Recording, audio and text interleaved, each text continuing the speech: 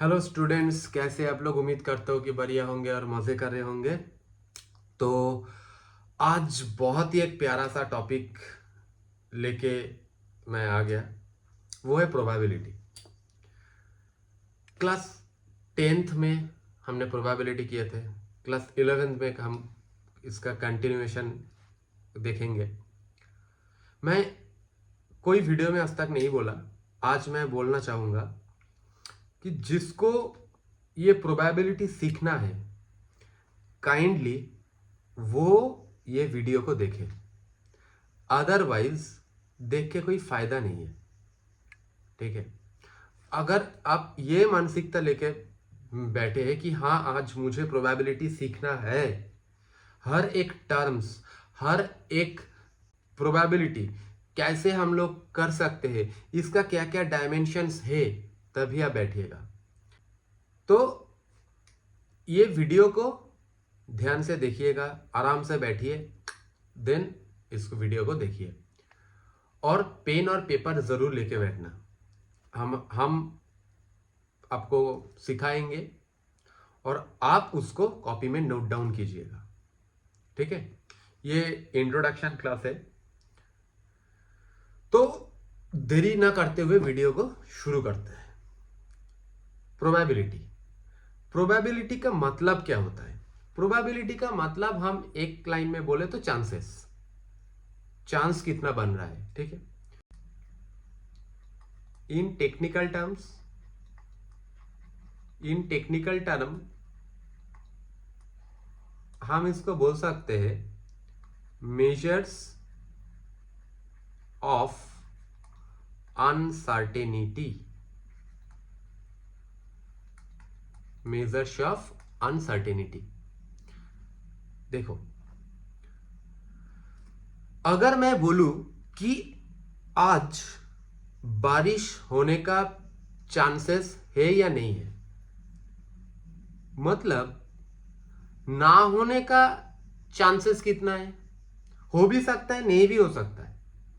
मतलब चांसेस को मैं मैथमेटिकल टर्म में डिफाइन कर रहा हूं। मेजर्स ऑफ, ये डिफाइन नहीं है कि आज बारिश होगा ही होगा, हो भी सकता है, नहीं भी हो सकता है। मतलब इसको हम क्या बोल रहे हैं? Measures of uncertainty. प्रोबेबिलिटी को लेके कुछ टर्म्स है हमारा।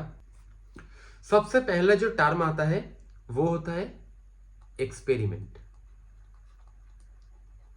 ये एक्सपेरिमेंट होता क्या है, इसको हम लोग टेक्निकल टर्म्स में लिखे कैसे? An action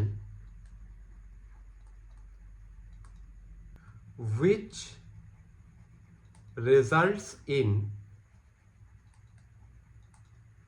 some well defined outcomes, उसको हम लोग बोलते हैं एक्सपेरिमेंट। मान लो मैं बोल रहा हूं कि बारिश हो सकता है या नहीं हो सकता है। मतलब बोलना क्या चाह रहा है? बारिश या तो होगा या तो हमारा नहीं होगा। मतलब आउटकम्स तो मेरा यही है। आउटकम्स क्या है? अगर होगा या फिर नहीं होगा। मतलब वेल डिफाइंड आउटकम्स। एक डाई को मैंने थ्रो किया, उसमें आउटकम क्या क्या हो सकता है? 1 2 3 4 5 6, इसके अलावा तो कुछ आउटकम्स आएगा नहीं।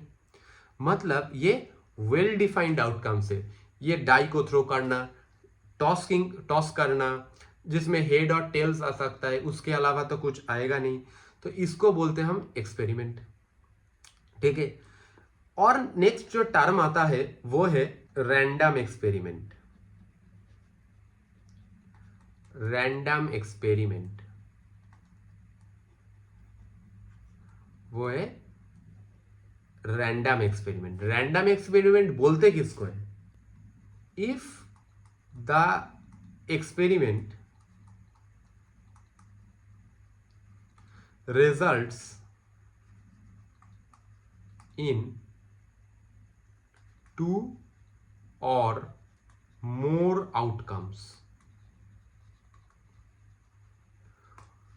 अगर एक एक्सपेरिमेंट में हमारा 2 या 2 से ज्यादा आउटकम आ रहा है तो उसको हम लोग बोलते हैं रैंडम एक्सपेरिमेंट। जो क्लास 10 का स्टूडेंट है उसको हर न्यूमेरिकल्स में इन एन रैंडम एक्सपेरिमेंट आता है। तो वो रैंडम एक्सपेरिमेंट बोलना क्या चाह रहा है? वो बोलना चाह रहा है कि यहाँ पे 2 या 2 से ज्यादा मेरा आउटकम्स होगा, इसीलिए इसको हम रैंडम एक्सपेरिमेंट बोलते हैं। अच्छा, और एक चीज मैं भूल गया, ये एक्सपेरिमेंट 2 तरह की हो सकता है। नंबर 1 क्या होता है? Deterministic experiment. डिटर्मिनिस्टिक एक्सपेरिमेंट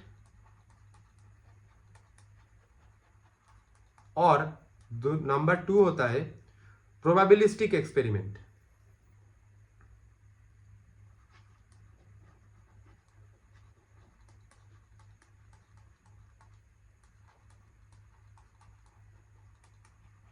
ठीक है, ये प्रोबेबिलिस्टिक एक्सपेरिमेंट को ही हम लोग रैंडम एक्सपेरिमेंट बोलते हैं। ओके,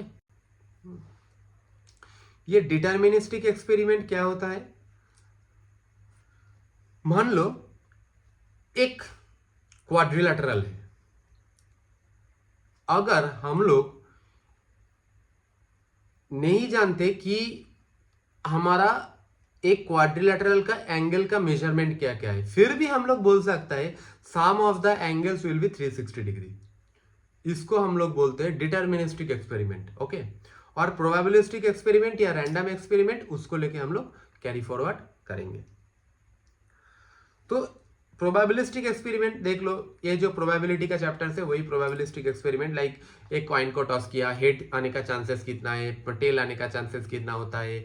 हम लोग क्या बोलते हैं उसको, एक डाई को थ्रो किया, उसमें 2 आने का चांसेस कितना है, 5 आने का, ऐसा होता है रैंडम एक्सपेरिमेंट। ठीक है, और एक इंपॉर्टेंट टर्म्स आता है जो है हमारा sample space.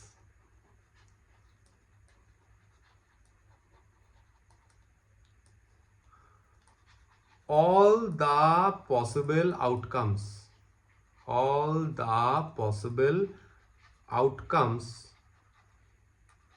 in a random experiment, all the possible outcomes in a random experiment are called sample space। मान लो एक डाई को मैंने थ्रो किया, तो हमारा पॉसिबल आउटकम्स क्या हो सकता है? 1 2 3 4 5 6, इसके अलावा तो कुछ आएगा नहीं। तो हमारा यही होता है हमारा सैंपल स्पेस। और हर एक जो सैंपल स्पेस के अंदर एलिमेंट होता है उसको हम लोग बोलते हैं सैंपल पॉइंट। इसको हम लोग क्या बोलते हैं? सैंपल पॉइंट बोलते हैं। ठीक है, चलो, यही बेसिकली हमारा टेक्निकल टर्म्स होता है। और एक चीज जो मैं देखूंगा वो है प्रोबेबिलिटी को निकालते कैसे है। प्रोबेबिलिटी कैसे निकालते हैं? Number of favourable outcomes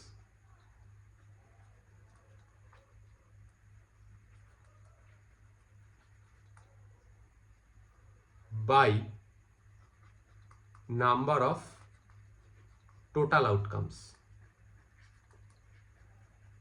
total outcomes मतलब एक रैंडम एक्सपेरिमेंट में क्या क्या आउटकम्स हो सकते हैं, मतलब उसका सैंपल स्पेस। ठीक है, इसको यूज करके हम लोग प्रोबेबिलिटी को निकाल सकते हैं। चलो, कुछ एग्जांपल्स की तरफ आते हैं।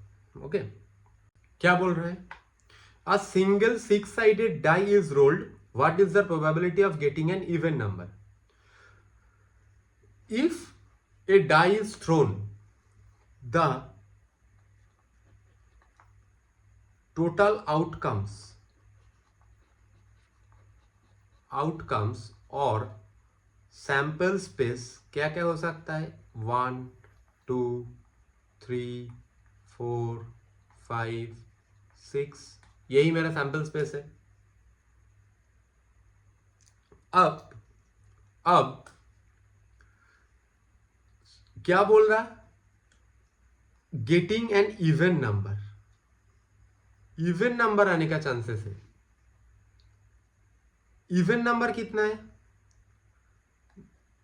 नंबर ऑफ फेवरेबल आउटकम्स क्या है मेरा, हमको जो चाह रहे हैं हम उसको फेवर कर रहा है, ऐसा नंबर कौन कौन सा है, नंबर ऑफ फेवरेबल आउटकम्स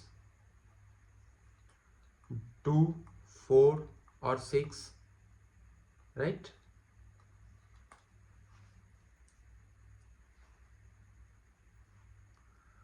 मतलब ये मेरा 3 है और टोटल आउटकम्स मेरा 6 है।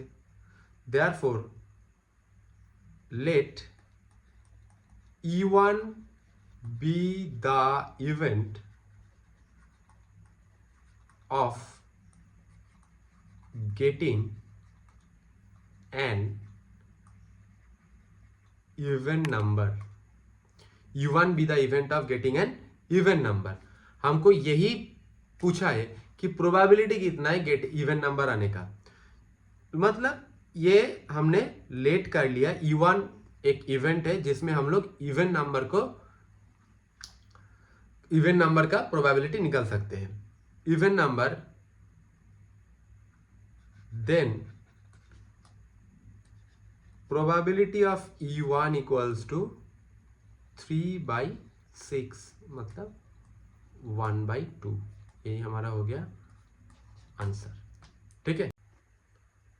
नेक्स्ट मैथ हमारा क्या बोल रहा है, in a mathematics class out of 30 students 17 are boys. अच्छा, मेरा नंबर ऑफ बॉयज कितना है 17, नंबर ऑफ गर्ल्स कितना है 13। In a unit test 4 boys and 5 girls made A grade.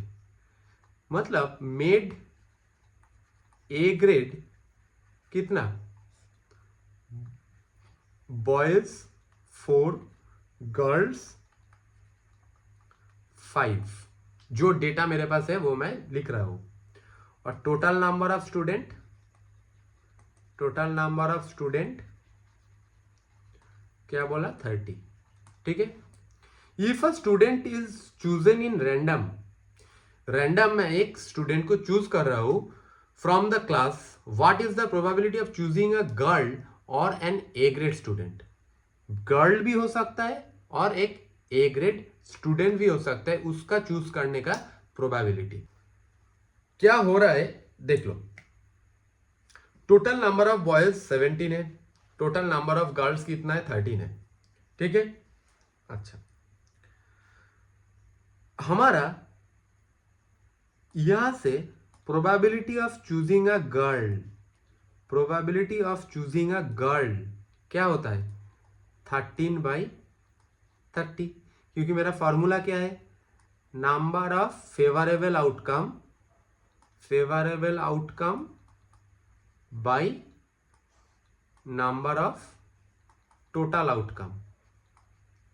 Favour कर रहा है हमें कितना 13, मतलब 13, और टोटल आउटकम क्या है 30, मतलब 13/30। और ग्रेड ए होने का प्रोबेबिलिटी कितना हो रहा है, probability of grade A, grade A 9 students को मिला है, मतलब 9/30। 30 में से 9 स्टूडेंट्स हमारा ग्रेड ए को अचीव किया है। चलो, उसमें 9 में ध्यान रखना, 9 में मेरा 5 गर्ल्स है और 4 बॉयज है, और यहां पे प्रोबेबिलिटी ऑफ गेटिंग गर्ल्स है हमारा 13/30, ठीक है। अच्छा, यहां पे probability of grade a girl कितना है 5/30, 9/30 हमारा grade A number of student, probability of number of student जो ग्रेड ए को अचीव किया है वो है 9/30। Probability of getting girl, choosing a girl, वो है हमारा 13/30। और एक गर्ल जो ग्रेड ए को अचीव किया है वो कितना है 5 है, तो मतलब 5/30। मतलब रिक्वायर्ड प्रोबेबिलिटी जो हमको बोला है, what is the probability of choosing a girl or an A grade student, ये जो 5/30 स्टूडेंट्स है वो तो यही 13/30 स्टूडेंट्स में से ही है, right. Then probability of getting a girl or A grade student,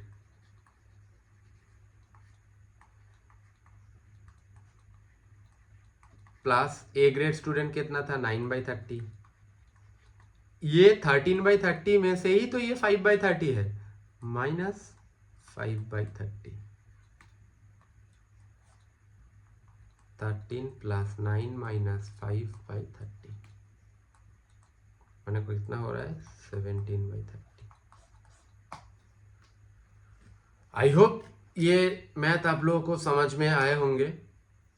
अगर नहीं भी आए होंगे, ये एक्चुअली क्लास 11th का रेस्पेक्ट में है, तो इसीलिए मैं थोड़ा वर्जन को चेंज किया। प्ले कार्ड्स का जो न्यूमेरिकल्स होता है, डाई का जो होता है, वो 10th ग्रेड में हम लोग कर लिया होता है, तो इसीलिए हमने वो वाला डिस्कस किया नहीं, थोड़ा ट्रिकी पे आ गया। ठीक है, चलो नेक्स्ट पे आते हैं। क्या बोल रहे हैं, ये प्योरली क्लास 11th के लिए, क्लास 11th के लिए, यहां से purely class 11, R D. Sharma, M L. Agarwal, सारा कुछ इसमें कवर हो जाएगा। मैथ्स क्या बोल रहा है देखो,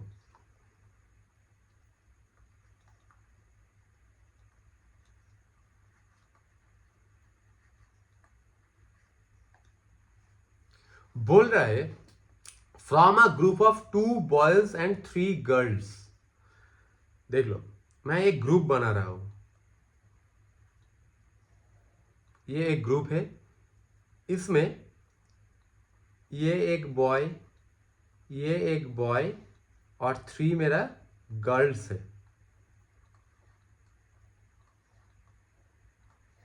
ठीक है, अच्छा इसको हम नाम दे देते, ये B1, ये B2, ये G1, G2 और G3। ठीक है, ये 2 बॉयज है, B1 एंड B2 2 बॉयज है, एंड G1, G2, G3 हमारा 3 लड़की है, 3 गर्ल्स है। इनमें से हम 2 चिल्ड्रेन को सिलेक्ट करना है।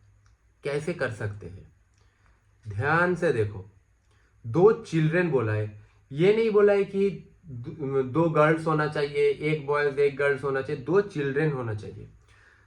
एक बार हमने क्या कर सकते हैं, B1 को चूज कर सकते हैं और एक बार G1 को चूज कर सकते हैं। एक बार हमने B1 G2 को चूज कर सकते हैं, एक बार हमने B1 G3 को चूज कर सकते हैं, फिर B2 G1 को चूज करते, अच्छा B1 और B2 को भी हम चूज कर सकते हैं। 2 चिल्ड्रेन बोला है, 2 चिल्ड्रेन, B1 B2 भी तो चिल्ड्रेन ही है, वो बॉयज और गर्ल्स हमको नहीं बताया।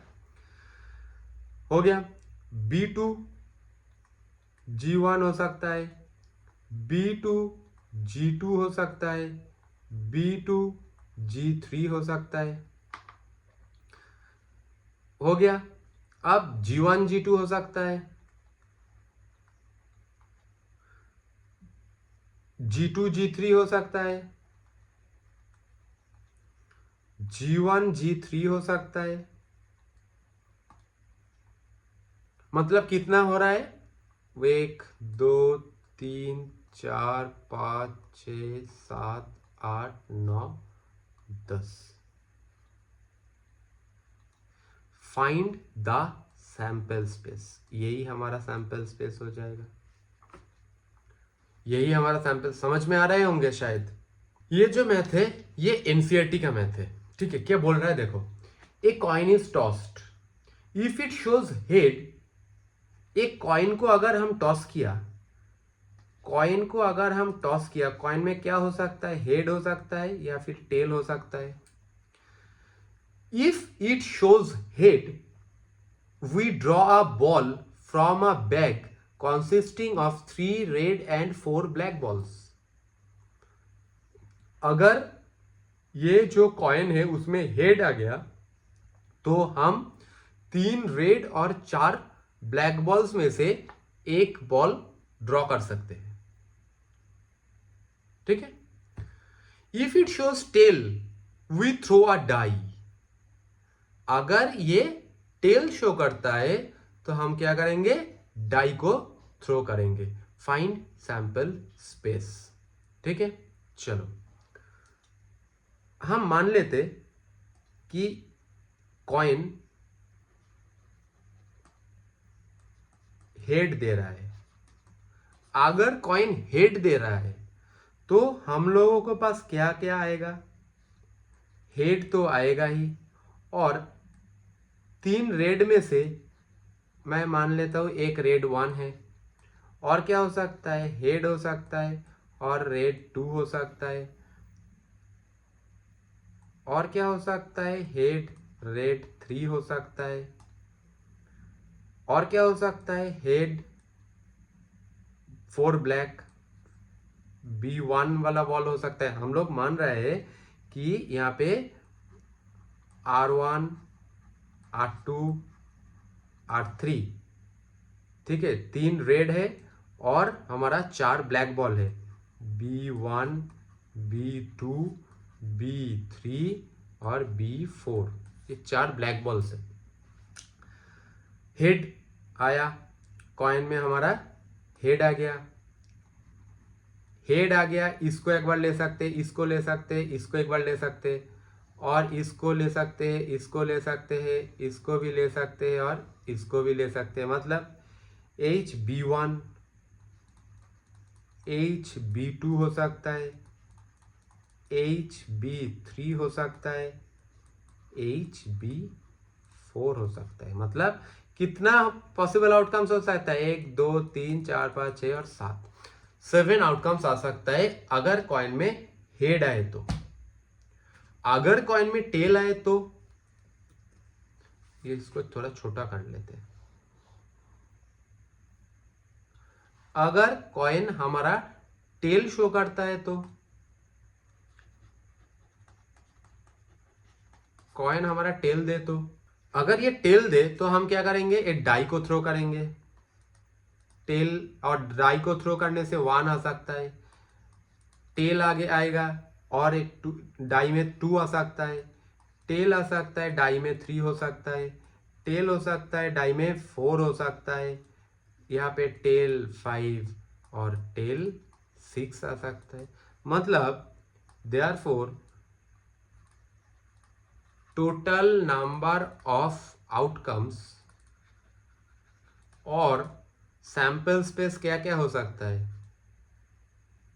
ये HR1 HR2 HR3 ये सब और ये वाला सब मिला के हमारा जो 13 एलिमेंट्स होंगे, मतलब सॉरी सैंपल पॉइंट होंगे वो वाला. ठीक है. आई होप कि आप लोगों को समझ में आया. वीडियो को ज़्यादा बड़ा नहीं करेंगे और एक पार्ट बना देंगे इसका. बहुत ही इंटरेस्टिंग प्यारा सा टॉपिक है, काइंडली इसको देखते रहिए, आपको पूरा प्रोबेबिलिटी समझ में आ जाएगा. ठीक है. तो वेट कीजिए नेक्स्ट वीडियो आने तक, और till then tata bye bye, stay safe, stay happy.